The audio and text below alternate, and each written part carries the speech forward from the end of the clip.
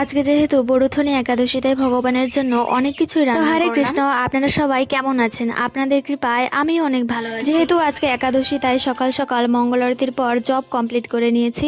তো তারপর দেখলাম বাড়ির একটা গাছে খুব সুন্দর কাঁঠাল হয়েছে। এই কাঁঠালটাই আজকে একাদশীতে ভগবানের জন্য ভোগ যেই ভাবা আর সেই কাজ। তো আমি তারপর চলে গেলাম ভগবানের জন্য রান্না করতে।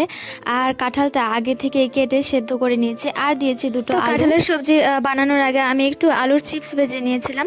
তো তারপর কড়াইয়ের মধ্যে সূর্যমুখী তেল দিয়ে সেখানে ফোড়ন দিয়েছি তেজপাতা, শুকনো লঙ্কা আর একটু জিরে। তারপর আগে থেকে সেদ্ধ করে রাখা কাঁঠাল আলুটা, তারপর কাঁঠালটা একটু ভেজে নিয়ে এখানে দিয়েছি কাজু বাদাম বাটা, আদা, কাঁচা লঙ্কা আর একটু বাড়ির কাঁচা হলুদ বাটা। তারপর এটাকে খুব ভালো করে নাড়িয়ে মিক্স করে নিয়ে এখানে দিয়ে দিয়েছি পরিমাণ মতো জল। তারপর এটা খুব সুন্দর করে রান্না হয়ে গেলে, তো এরকম হয়ে গেছে, তারপর নামানোর আগে দিয়েছি একটু ঘি আর একটা ভাজা মশলা।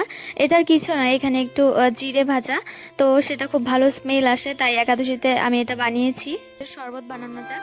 তো এখানে আমি লেবু আর একটু সিন্দুক, লবণ আর ওই ভাজা মশলা আর বেল দিয়ে বানিয়েছি একটু ঠান্ডা ঠান্ডা বানিয়েছিলাম সাবুর পায়েস।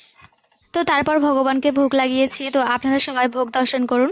তো আমার বান্ধবীকে বলেছিলাম প্রসাদ পেতে, তো দুজনে মিলে এখানে একটা গাছতলায় বসে খুব সুন্দরভাবে প্রসাদ পেয়েছি। হরি